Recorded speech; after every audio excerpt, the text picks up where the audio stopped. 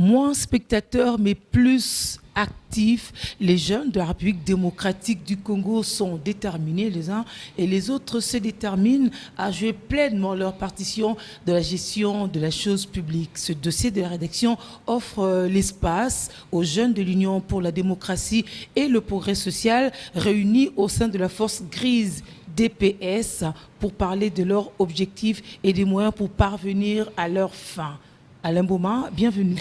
Merci Julie Sefou. Mesdames, Messieurs, bienvenue à ce magazine. Notre invité n'est autre que le président de Force Grise d'EPS, M. Flory Mapamboli. Bienvenue, M. Mapamboli. Bénédiction. Merci. Espérons que l'émission sera bénie. Oui, on l'espère de tout cœur. Alors, Monsieur le Président, vous êtes essentiellement de l'UDPS, mais d'abord, parlez-nous de qui vous êtes. Ok, merci beaucoup madame pour l'invitation d'abord. Et avant de parler de la structure, j'aimerais me présenter. Je suis monsieur Flory Mapamboli Posa. Je suis président de la Force Grise pour la démocratie et les progrès sociaux. Dans la vie, je suis responsable financier d'une société commerciale de la place. Alors, s'agissant de notre structure, de notre mouvement, nous sommes un groupe de jeunes, alors entendu par jeunes ici, pas l'âge physique, mais plutôt je parle de tous ceux qui ont l'esprit jeune. Donc nous ne limitons pas les concepts jeunes à l'âge. Donc c'est un mouvement qui regroupe tous les jeunes qui sont a priori membres de l'UDPS et qui ont un emploi œuvrant dans le secteur tant public que privé dans notre pays et dans la diaspora. Et la Force Grise est un mouvement d'intellectuels composé essentiellement de personnes ayant un minimum d'instruction de Bac plus 3, donc c'est le graduat. Ils sont gradués, ouais. Oui, voilà, donc le niveau des graduats. Et nous avons aussi des entrepreneurs au sein de notre mouvement. L'objectif poursuivi dans le cadre de ce mouvement, c'est d'améliorer la gouvernance dans notre pays à travers des réflexions scientifiques en vue d'améliorer également le quotidien tant soit peu de notre population. Donc vous faites partie de l'UDPS. Bien entendu. Vous êtes Force Grise pour la démocratie et le progrès social. Mais quelle est cette structure du parti qui est votre interface, au fait? Ok, au fait, nous travaillons avec l'école du parti. Parce que dans le statut de l'UDPS, c'est clair que l'école du parti regroupe en son sein les mouvements, les cercles de réflexion, etc. Et la Force Grise, ayant de membres qui ont atteint plus de 35 ans, ne pouvait plus s'attacher à la Ligue des jeunes. C'est pour cette raison que nous sommes attachés à l'école du parti. Et qu'est-ce que la Force Grise amène de plus dans l'UDPS? Essentiellement des réflexions, parce que nous sommes des intellectuels, nous apportons nos réflexions aux autorités du parti. Mais vous venez tout à l'heure de dire qu'il y a déjà l'école du parti où c'est un cadre de réflexion. Pourquoi ne pas intégrer directement l'école des partis, mais vous avez préféré créer une autre structure? Non, en fait, on n'intègre pas l'école du parti comme membre. On est nommé membre de l'école du parti. Nous sommes INASBEL d'abord, une association sans but lucratif, et nous sommes affiliés à l'école du parti. Au sein de l'école du parti, il y a plusieurs mouvements. Il y a plusieurs mouvements, des cercles de réflexion qui sont affiliés à cette école du parti. C'est la même chose pour la Force Grise.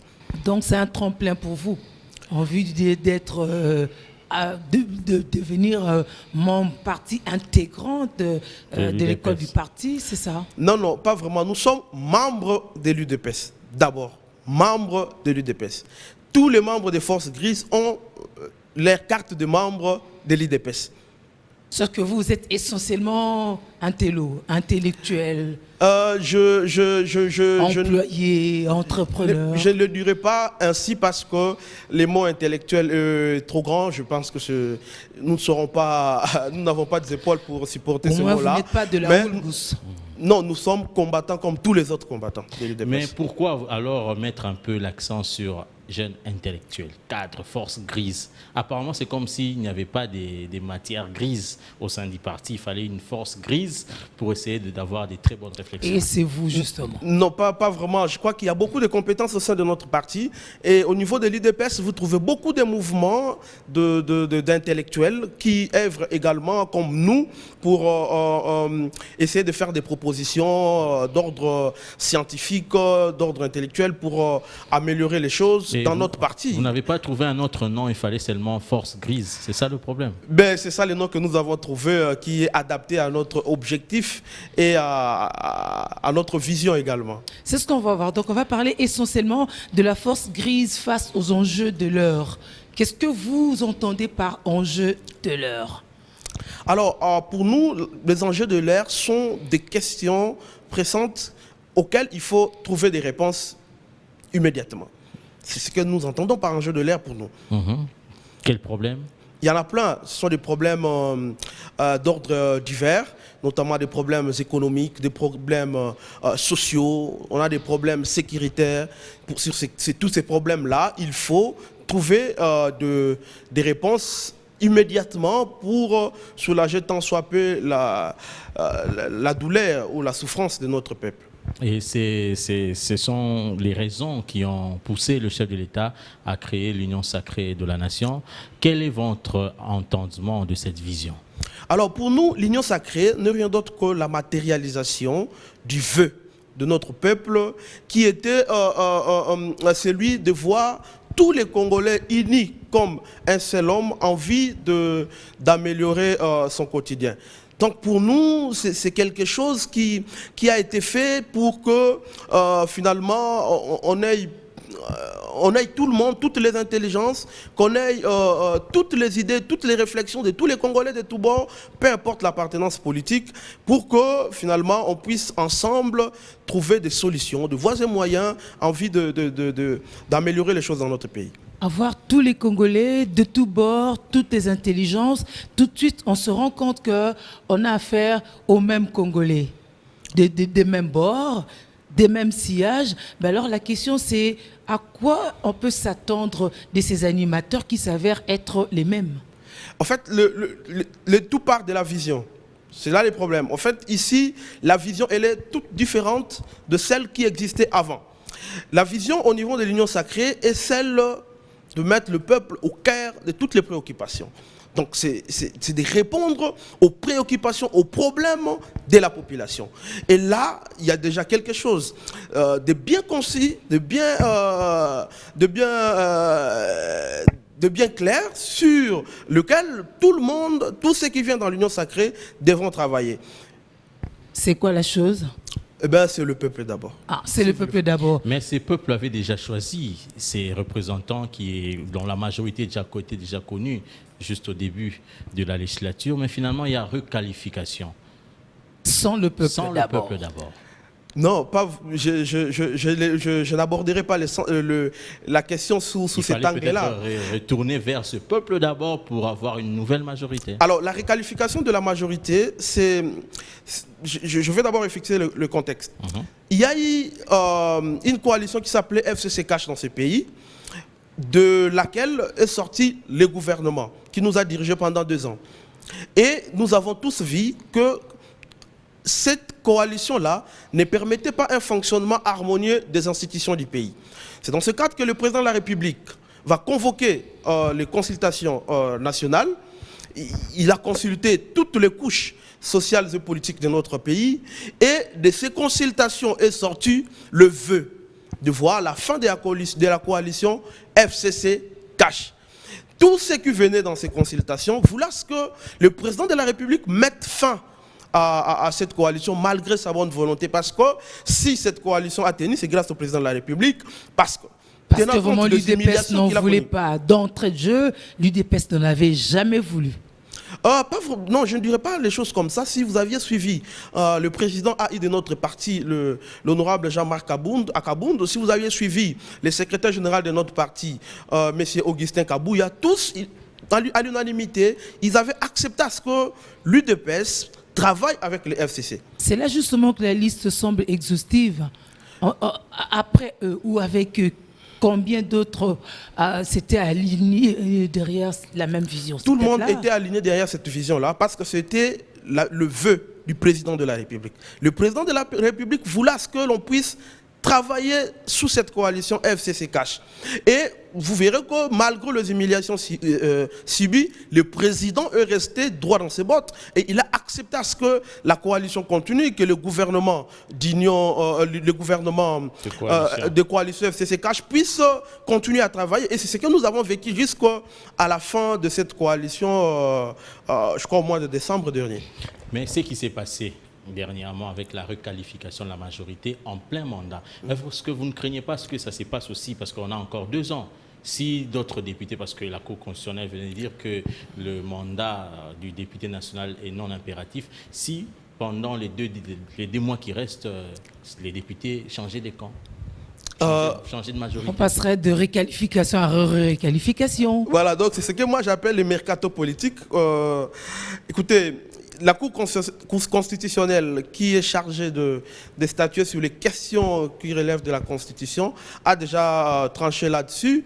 Et ce qu'il faut d'abord retenir, c'est que dans ce pays, il n'existe pas un parti politique ou un regroupement politique qui s'appelle FCC ou qui s'appelle CASH. Il existe 2 partis politiques et des regroupements politiques qui sont complètement différents de ces deux plateformes. Okay. Le problème, c'est que le député national n'est plus lié à son parti, au mot d'ordre du parti, au mot d'ordre du regroupement politique. C'est dangereux. Ça peut se retourner contre vous. Non, le problème qui est là, c'est que la Constitution dit ceci. Tout député national qui quitte son parti politique durant la législature perd son mandat. Jusque-là, vous-même, vous êtes d'accord avec moi qu'il n'y a jamais eu un député qui a perdu son mandat parce qu'il a quitté son parti politique. Moi non plus, je n'ai pas vu un député qui a, en tout cas, que ce soit les députés de tous les partis. Je ne vis Nombreux ont quand même été vomis par leur parti, mais la force des choses a fait qu'on ait dupliqué des partis, et voilà, ils continuent à garder leur mandat. Il fallait faire les choix. Il fallait faire les choix. Ils ne sont plus en odeur de sainteté avec leur parti. Il fallait faire les choix justement entre servir son autorité morale et servir le peuple. Et les députés ont fait le choix de la raison. Et s'ils revenaient au bon sens, entre guillemets, arrangés avec leur autorité morale?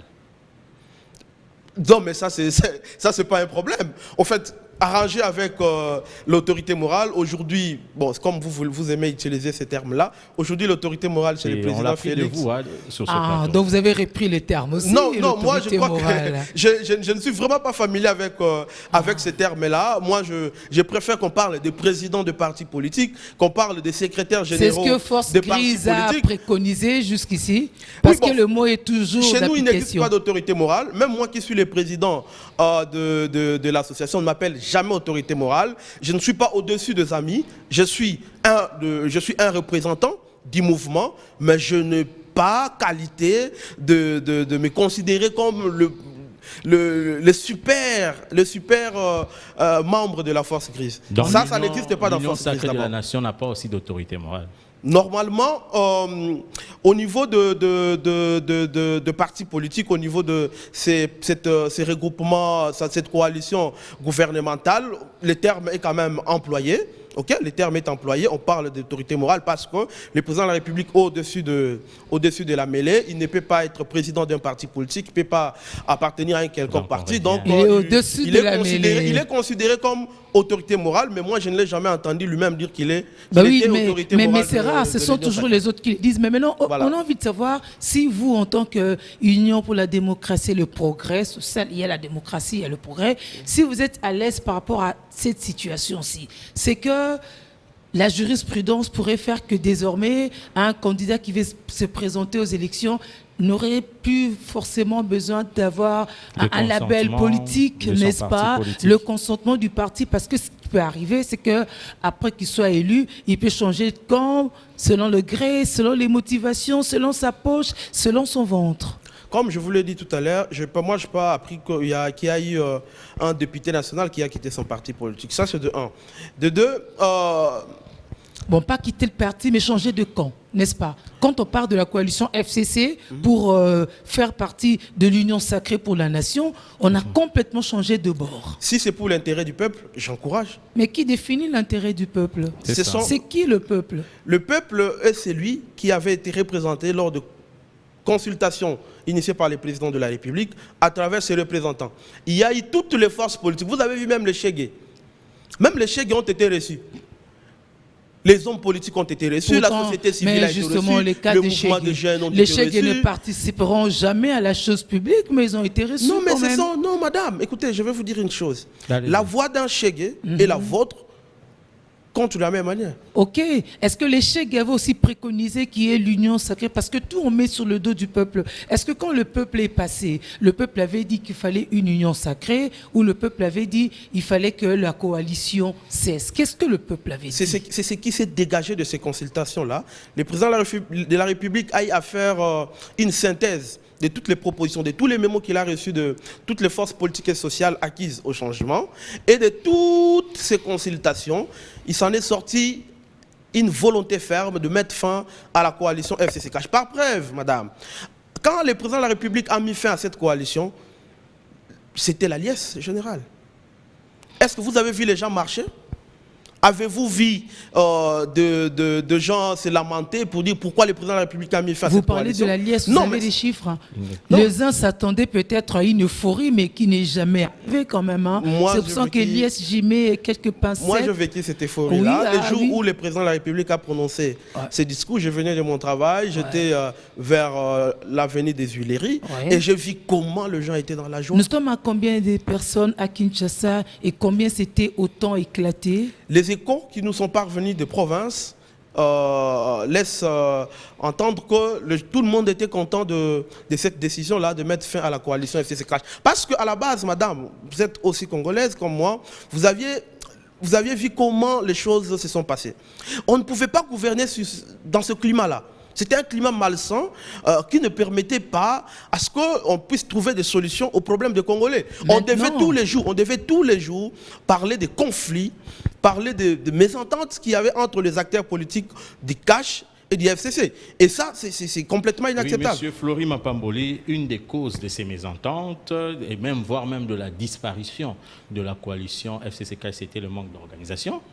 Selon des observateurs avertis, mais c'est le même, disons, ça se répète aujourd'hui, l'union sacrée n'est pas encore organisée. Pourtant, dans toutes les bouches, on parle, dans tous les salons, on parle. Et les gens s'amusent à dire l'union sacrée, c'est quoi? Vous ne craignez pas que ce manque d'organisation puisse amener à la disparition de l'union sacrée? En tout cas, avec les informations... Qui dirige l'union sacrée? Est-ce qu'il y a une structure?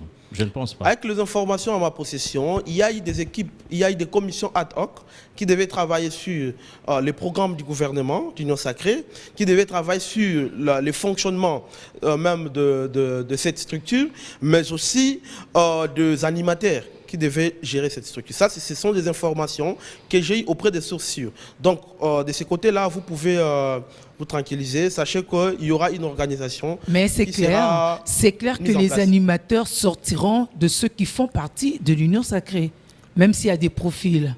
Est-ce qu'on aura le courage, l'honnêteté d'aller chercher ailleurs si jamais on ne retrouvait pas le critérium au sein de l'Union Sacrée pour des postes précis? Parce que c'est le Congo. Je crois qu'il y a toutes les compétences dans ces pays en général et dans l'Union Sacrée. Il y a toutes les compétences, croyez-moi madame.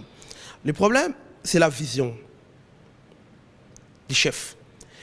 Tant que la vision du chef de l'État sera claire et précise, avec des instructions claires et précises, croyez-moi et retenez la date d'aujourd'hui, tous ceux qui restent vont suivre cette vision-là et vous verrez que les choses iront dans la bonne direction. C'est quoi cette vision, les mots-clés de cette vision? Le peuple d'abord. Mais le peuple d'abord, c'est l'union sacrée pour la nation. L'union sacrée, c'est le peuple d'abord. Le peuple d'abord. Tout ce que le président de la République fait, c'est le peuple d'abord. Ça change pas, c'est ça. Vous savez que le peuple a très faim, ce peuple d'abord. Oui, je sais que le peuple a faim depuis plusieurs années, depuis de décennies. Ça, je le sais. Vous savez qu'il y a des écarts par rapport au peuple d'abord, que si on doit comparer un assistant parlementaire à l'assistant qui travaille du côté au Sénat, à l'assistant à la présidence, il y a des écarts considérables. Tout ça aussi, c'est toujours le peuple d'abord. Le peuple d'abord, c'est depuis 2 ans. Ouais. Avant janvier 2019, c'était un système de prédation mis en place dans ce pays. Avant ça, il y avait Mobutu, etc. Tous ces régimes ont détruit le tissu économique de notre pays. Et le peuple d'abord a commencé à travailler et donnez-nous du temps, vous verrez que les choses vont changer. Nous allons installer dans ce pays les bases solides pour un état de droit qui durera pour toujours. Je ne fais qu'emprunter vos mots. Vous venez tout à l'heure de parler d'un système des prédateurs, des prédations, et ce sont les mêmes personnes qui ont participé dans ce système de prédation qui font partie de l'union sacrée de la nation. Vous ne craignez pas que vous puissiez aussi aboutir au même résultat? La vision, je reviens toujours sur la vision. Aujourd'hui, vous volez, vous allez en prison. Après une justice équitable, un procès accessible, et tout le monde se dit, ok, il a été reconnu coupable. Bien entendu. Aujourd'hui, nous avons, en tout cas, vous êtes d'accord avec moi, que nous avons assisté à une émancipation, excusez-moi le terme, une émancipation de notre justice. Notre justice est devenue indépendante. Notre justice est devenue indépendante avec l'avènement du président Félix Tshisekedi à la tête de notre pays. Expliquez-nous ce que vous entendez par indépendance de la justice. C'est une justice où seul le magistrat décide, les juges décident du sort de personnes devant eux. Et sans interférence. Interférence politique aucune. Pourtant, jusqu'aujourd'hui, on pense encore que la justice est toujours inféodée. C'est-à-dire que, comme c'est seul le juge qui décide, à un moment, il décide aussi au gré de ses humeurs. On a vu des va-et-vient au Conseil d'État, par exemple. Quand on dit pour la FEC que Yuma ne devrait pas être là, finalement, on donne de l'autre côté et puis on revient. Il y a eu des contradictions, mais c'est la justice autonome. C'est ça la beauté de la justice, justement. C'est ça la beauté de la justice. Mais ça perd l'opinion. C'est-à-dire que Yuma, que les gens considéraient comme ennemi du président de la République, que les gens... j'ai entendu les gens dire que c'est le président de la République qui était derrière ces coups-là pour que M. Kassembo, je ne sais pas si c'est Dieudonné Kassembo, devienne président de la FEC. Vous avez vu par la suite qu'il y a une action en justice qui a rétabli M. Yuma dans ses droits. Par là, ça montre clairement il y avait des menaces au préalable. Il y aurait eu des menaces au préalable de gens qui appelaient. C'est tout ça aussi le peuple d'abord. Est-ce que parce qu'on est dans le peuple d'abord, les gens qui sont dans le sillage du chef peuvent aussi tout se permettre? Vous qui parlez de la prédation tout à l'heure. Non. Je crois que madame... personne n'est au-dessus de la loi. Quand on parle d'un état de droit, c'est un état où tous les citoyens sont égaux devant la loi. Et aujourd'hui, j'ai le plaisir de vous annoncer aussi que aujourd'hui, le président de la République a un directeur de cabinet qui est à la fois patriote, intègre, compétent. Et je crois que ce genre de bavure... C'est différent de ceux qui l'avaient précédé. Hein? Non, je ne connais pas ceux qui avaient précédé, mais je connais au moins celui qui est là. Je connais celui qui est là et je peux vous assurer que des agents de la présidence qui s'hasarderaient à ce genre de jeu subiront la rigueur de la loi. Le Premier ministre Jean-Michel Sama Lukonde Kyenge est en pleine consultation pour la formation de son gouvernement. Ça fait des troisièmes consultations successives. Le chef a consulté, le formateur, l'informateur. Maintenant, c'est le Premier ministre. Ça change quoi? Voilà. Les consultations, c'est en vue de la formation du gouvernement. Le Premier ministre veut avoir les échos de tous bords. Il veut avoir ce que tous les Congolais pensent pour lui permettre d'élaborer son programme de gouvernement. Et moi, je salue cette démarche qui est salutaire parce que finalement, on aura un programme du gouvernement qui intégrera tous les désidératas de notre population. Et qu'est-ce que vous attendez de ce gouvernement? En tout cas, ce que nous attendons de ce gouvernement, c'est des actions fortes. Des actions fortes. D'abord, il faut rétablir la sécurité à l'est de notre pays, mais aussi rétablir l'autorité de l'État sur toute l'étendue du territoire national. Il faut faire vite pour améliorer le quotidien de notre peuple. Il faut faire vite, alors que le tissu a été détruit pendant 32 ans, plus 18 ans. Ouais. C'est pas... à vous qu'il faut demander maintenant de faire vite, c'est la chanson. Non, écoutez, moi je suis membre de l'UDPS, mais je vous dis que nous devons faire vite pour répondre aux aspirations profondes de notre peuple. À cela, il y a des choses qu'il faut faire pour y arriver. Je peux aujourd'hui conseiller au Premier ministre de réduire les trains de vie des institutions. Et cette enveloppe pourra être affectée au quotidien à l'amélioration du quotidien de notre population. Il faut améliorer les sociales. Aujourd'hui, nous avons la gratuité de l'enseignement. Il faut faire également quelque chose du côté santé. Il faut améliorer la desserte en eau et en électricité. Tout ça, ce sont des questions auxquelles il faut répondre rapidement. Parce que les Congolais n'ont pas aujourd'hui besoin d'envoyer de fusées dans l'espace. Les Congolais ont besoin de manger, les Congolais ont besoin d'avoir de l'eau en permanence, les Congolais ont besoin d'avoir de l'électricité, les Congolais ont besoin de circuler librement dans son pays, de trouver facilement les transports pour aller à son travail. Les Congolais ont besoin de se faire soigner sans difficulté. Vous voyez, ce sont des besoins primaires auxquels le gouvernement doit répondre immédiatement. Nous sommes à 2 ans des élections, mais vous n'avez même pas parlé des élections de 2023. Donc pour vous, le glissement est possible? Non, nous ne sommes pas partisans. Parce que vous n'avez pas évoqué ça parmi les priorités. Non, je ne crois pas que ce soit une priorité pour l'instant. Des élections de 2023. Si comme il y a des réqualifications, donc c'est pas une priorité. Je vais vous répondre. Prenez votre micro, sortez, prenez 20 Congolais, demandez-leur quelle est la priorité pour vous aujourd'hui. En tout cas, sur 20, je crois que 19 vous diront qu'ils veulent qu'on améliore l'électricité, qu'on améliore l'eau, que les écoles rouvrent, comme ça a été déjà fait, qu'ils aient accès aux soins de santé, c'est ce qu'ils vont vous dire. Mais les élections doivent être organisées dans le délai constitutionnel. Nous sommes pour Mais si nous posions la question, voudriez-vous qu'on soit dans le temps? Vous pensez que le peuple dira non? Non, ça... On veut manger. Non. Manger, boire, dormir. La question, c'était pas ça. Vous aviez dit que les élections étaient une priorité. Moi, je vous dis non. Mais à une échéance. Non, tout de suite. On parle déjà de 30 mois. De 30 mois de préparatifs. Or, nous, on n'est plus dans ce temps-là. Non. Pour arriver à la date des élections, il nous reste 34 mois. Ben oui, on doit organiser les élections quand? Dans 4 mois, on n'a pas encore même un gouvernement en place, mais c'est vrai que tout est déjà presque calé parce que le budget, si, on le connaît déjà. Celui qu'on a chassé en dernière minute nous avait déjà laissé le budget. On va souffrir avec ce budget-là, n'est-ce pas? Donc, on attendra l'autre année et nous serons à 1 année des élections. Non, je crois que le gouvernement qui va être mis en place incessamment devra tout faire pour organiser les élections dans les délais constitutionnels. Avec quels moyens? Vous savez, nous, au niveau de l'UDPS, nous sommes des esclaves du respect des textes. Aujourd'hui, tout ce que nous voulons, c'est que tout soit fait dans les textes, y compris l'organisation des élections. Nous ne sommes pas contre cela. C'est très bien. C'est bien que vous soyez justement la force grise, et vous devez peut-être reprendre la parole pour refixer les choses. Quand vous dites, vous, à l'UDPS, vous voulez qu'on respecte les textes, bravo, mais ce qu'on voit aussi sur la toile et tout, mais parfois vous donnez les pions à vous, force grise, quand on dit on sera là, notre président va là avec lui jusqu'à telle année, il n'y a pas de moyens, voici, on pense que c'est fait sciemment. Les gens sont libres de parler, de dire ce qu'ils veulent. Au nom et de qui? La force au nom de la liberté d'expression, et la force grise donne son point de vue. Et moi, je n'ai pas entendu un officiel de l'UDPS dire qu'on ne veut pas organiser les élections en 2023 et que l'on voudrait que le président de la République reste éternellement au pouvoir. Ça, moi, je n'ai pas entendu. En tout cas, pas ni à travers le média, ni à travers de matinées politiques, nulle part.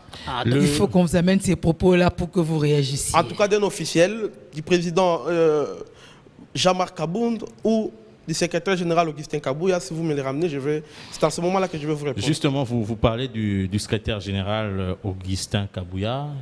Il a été consulté vendredi dernier par le Premier ministre. Est-ce que la force grise faisait partie de cette délégation? La force grise est dans l'UDPS. Donc lorsque le secrétaire général est consulté avec toute l'équipe, c'est la force grise qui est également consultée indirectement. C'est-à-dire, si nous, on avait des propositions à faire pour les nouveaux gouvernements, on le ferait directement à nos autorités du parti qui, à l'air toutes, les transmettront au Premier ministre. Vous attendez un poste ministériel? Non, bon, écoutez... Parce qu'on a vu plusieurs structures alliées à l'UDPS, NGT et autres, RDT, avoir des postes ministériels. Et cette fois-ci, vous y tenez aussi? Ce n'est pas la vision de la force grise d'avoir tout de suite des postes.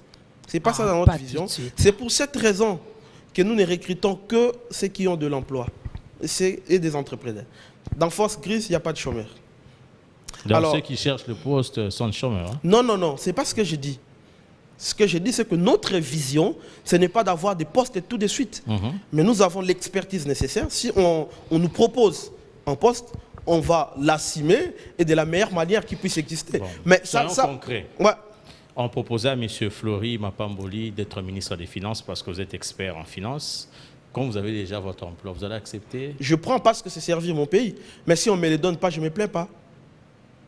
Mais ça ne vous empêche pas de faire le suivi parce que tout à l'heure vous disiez, et ça j'ai compris que c'est en parallèle, donc le Premier ministre consulte, mais vous aussi en tant que force grise, parce que vous, votre fort, c'est de faire des propositions techniques, scientifiques. Est-ce qu'aujourd'hui vous êtes prêt à pouvoir contester lorsque nous aurons le gouvernement en place pour dire par exemple que la nomination de tel normalement ne répond pas à nos attentes, au profil, au portrait robot que nous avions tressé? Comment ça se ferait au cas où? Non, nous, c'est pas ça notre vision. C'est pas ça notre vision de remettre en cause les animateurs qui seront mis en place. Mais nous souhaiterions que nous puissions avoir des ministres qui vont remplir les critères de compétences, d'expérience, de patriotisme et d'intégrité. Si ce n'est pas fait, votre souhait s'arrête à votre niveau? Non, non, non, non, non. C'est-à-dire, ça, c'est notre souhait.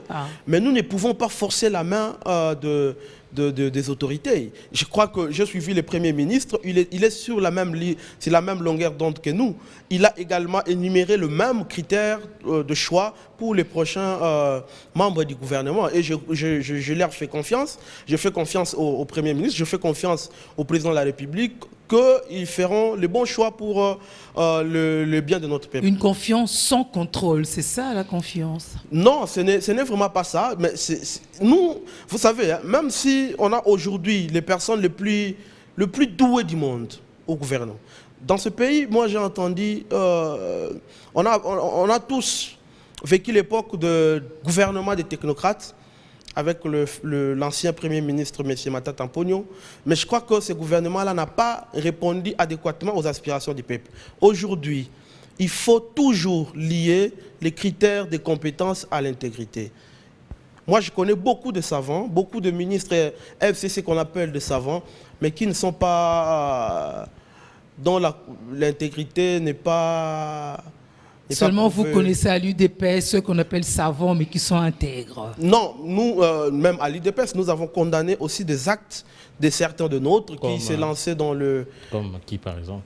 Non, mais écoutez, quand l'IGF avait dénoncé le fait que le ministre de la Santé avait, je ne sais pas moi, détourné les fonds, la force grise s'était prononcée pour dire que, pour demander à la justice de se saisir et de faire ce qui était nécessaire. Rien n'a été fait de toute toute manière. La gestion de cette pandémie en RDC, comme vous venez vous-même là de citer le ministre de la Santé, comment vous jugez cette gestion de la crise? Je crois que nous en sortons plutôt bien, parce que si vous regardez les statistiques, on est parmi les moins mauvais. Et donc par là, je peux dire... Les moins mauvais. On est mauvais, mais on n'est pas pire. Non, les moins mauvais. Parce que y a d'autres pays qui font mieux que nous en termes de la gestion de la pandémie. Mais vous voyez des pays comme la France avec des infrastructures sanitaires énormes. Vous voyez un pays comme les États-Unis où le système de santé est tellement développé, il y a des centaines de milliers de morts.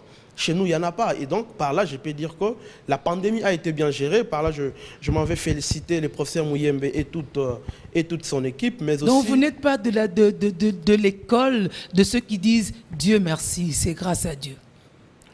Oui, il y a Dieu, mais écoutez, moi, je ne vois pas les choses comme ça. Il y a Dieu qui est là, Dieu fait sa part et nous devons faire notre part. Donc, c'est quand on vous envoie les fonds... C'est l'eau de la régie des eaux qui nous aide à guérir attendez, ou à nous prévenir. Quand on vous envoie les fonds pour gérer la pandémie, vous prenez l'argent, vous partagez, vous croyez que le problème c'est Dieu? Le problème c'est vous-même, vous n'êtes pas intègre, vous n'êtes pas patriote. Vous voyez, c'est-à-dire que à certains problèmes, il faut écarter le nom de Dieu parce que Dieu a fait Dieu a donné au Congo ce qu'il pouvait donner et c'est à nous de faire notre mieux pour changer, pour faire développer ces pays. Les mesures barrières ne sont pas respectées. Le couvre-feu qui continue. Est-ce qu'aujourd'hui, est-ce qu'il y a nécessité de maintenir le couvre-feu? J'appelle tout le monde d'abord au respect de mesures barrières et je crois que la sensibilisation doit continuer. Mais le couvre-feu, c'est quelque chose de bien. C'est pour les recherches. Les scientifiques ont prouvé que le couvre-feu permet de limiter la propagation de la maladie. Une tendance des scientifiques, parce que chez les autres, ça n'a pas donné. Hein. Alors vous allez en France où vous avez des très grands scientifiques en la matière, en épidémiologie, etc. Là, le couvre-feu commence à 18h. Oui, mais ils ont leur problème à eux. Malgré ça, il y a beaucoup de morts. Hein. Malgré ça. Donc chez nous, moi je trouve ça normal qu'on continue avec ces couvre-feux jusqu'à ce que l'équipe des ripostes puisse conseiller le gouvernement. Le contexte en République démocratique du Congo, il n'y a pas assez de moyens de transport, il y a des bousculades dans les marchés. Est-ce que vous pensez vraiment que la propagation de cette maladie ne se fera qu'après 21h? Non, écoutez, ce sont des scientifiques qui ont prouvé ce que je suis en train de vous dire. Et aujourd'hui, je crois que le peuple congolais s'en sort plutôt mieux. Vous parlez des scientifiques qui ont prouvé les nôtres ou les leurs? Non, la science est universelle, madame. Il y a eu des études qui... Parce que je pensais que ça s'adaptait à chaque contexte, à un moment. Parce que même en France, quand on confine, on reconfine, c'est au gré des résultats, c'est au prorata des résultats, n'est-ce pas? Je crois que chez nous également, il y a la courbe épidémiologique que l'équipe du docteur Mouyembe et les autorités suivent régulièrement. La rouverture des écoles de classe, des écoles, des universités a tenu compte de cet élément-là. Donc il y a une équipe de scientifiques congolais qui travaille sur cette question et qui conseille les autorités en vue de prendre les mesures nécessaires qui s'imposent. Monsieur Flory, concrètement aujourd'hui, quelles sont vos propositions face aux enjeux de l'heure? Alors, nos propositions sont d'ordre divers. Du point de vue politique, ça c'est plutôt une solution à long terme pour éviter ce qui s'est passé dernièrement. Nous proposons à ce que on puisse décaler, on puisse différer l'élection du président de la République et celle des députés nationaux. Pourquoi? Je m'explique. Le président de la République doit être élu en premier. Et ensuite, on passera aux élections de députés nationaux. On aura déjà connu le président de la République et on mettra les peuples devant ses responsabilités. Pour corriger l'erreur de la coalition. Pour corriger justement cette erreur de transhumance. Mais aussi pour éviter aussi des réqualifications, Hein? Non, pas, je rentre pas sur ce terrain-là. Mais moi, je donne une solution pour répondre définitivement à ces problèmes. En ce moment-là, on mettra les peuples devant ses responsabilités. Il devra choisir. Il devra choisir là, entre... Vous allez influencer le peuple à choisir. Non, on ne va pas influencer le peuple. Du président élu. Non, on ne va pas influencer le peuple. Il reviendra au peuple de dire, parce qu'on a déjà une expérience, il viendra au peuple de dire, s'il faut donner au président de la République une majorité qui va lui permettre de gouverner en toute quiétude, ou s'il faut aller en cohabitation. Là, le résultat sera clair. Non, le peuple n'est pas dupe. Le peuple n'est pas dupe. S'ils ne veulent pas reconduire le président, ne veulent pas que le président de la République ait la majorité dont il a besoin pour gouverner, eh bien en ce moment-là, il votera pour... il votera pour qualification après. Non. C'est pas ça les problèmes. Vous savez, hein, aujourd'hui au Congo, il n'existe aucun parti politique qui a la majorité à l'Assemblée nationale. Il n'existe aucun regroupement qui a la majorité à l'Assemblée nationale. Aucun. Mais vous ne pensez pas que si on organisait d'abord l'élection présidentielle et ensuite l'élection législative, ce sera influencer en fait le vote. Ce sera dire tacitement au peuple, le président est là, donnons-lui la majorité. Non. Comme je dis, le peuple est souverain. Le peuple est mature. C'est le peuple qui fera les choix. Déjà, la première expérience de la coalition a échoué. Donc, moi, je n'imagine pas le peuple donner une deuxième chance à notre coalition avec ce schéma. Mais au moins, le peuple sera responsable devant ses actes. Vous voyez, c'est-à-dire qu'on veut mettre le peuple devant ses responsabilités. C'est ça le plus important. Et ce n'est pas une mesure qui va profiter uniquement au président de la République. C'est une mesure pour éviter... Vous voyez, on vient de perdre 2 ans dans le dispute, etc., sur un mandat de 5 ans. C'est le peuple qui en pâtit. Est-ce que le problème réside dans le fait de séparer les deux élections ou je ne comprends pas clairement. En fait, les problèmes... Moi, je pense que si on organise ces élections simultanément, si le peuple dit que nous votons tel président, ça peut se faire une fois pour toutes au lieu de séparer les deux élections. Non, mais quand le peuple va voter, il ne saura pas s'il est en train de donner la majorité au président ou non. Il ne le saura pas. Parce qu'aujourd'hui, les problèmes que nous avons, l'élection est beaucoup plus sociologique qu'idéologique. Les gens ne votent pas l'idéologie des partis politiques, ils votent plutôt le cousin, le frère, le parent, etc. Il faut qu'on revienne à la situation normale qui consiste à voter suivant la vision, suivant les projets de société, revenir à la situation normale, c'est responsabiliser un tout petit peu les partis politiques à bien jouer le rôle en amont. Les partis sont tribaux. Que font les partis ? Il faut une loi. Je vais continuer dans les propositions que je suis en train de faire. Il faut également que les députés, les candidats députés puissent mentionner dans leur support de campagne les noms, les dénominations de leur parti ou regroupement politique. Ça permet au peuple de faire les choix. Moi, je ne savais pas qu'un député comme Pasteur Godin-Poy était du FCC.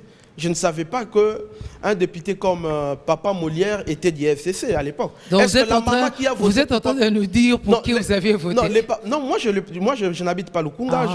J'ai voté les députés IDPS. Sinon, vous aurez fait la contre-campagne pour cela. Non, l'objectif, ce n'est pas de faire la contre-campagne.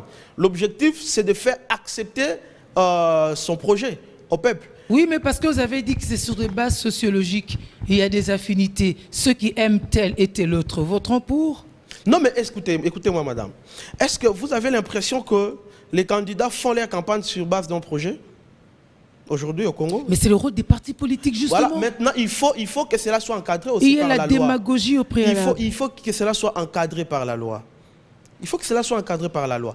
Il faut que tous les candidats puissent inscrire les noms de leur parti ou regroupement politique sur leur support de campagne. Ça permettra également au peuple de voter pour le parti, pas seulement pour les individus, mais aussi pour les partis et les regroupements politiques.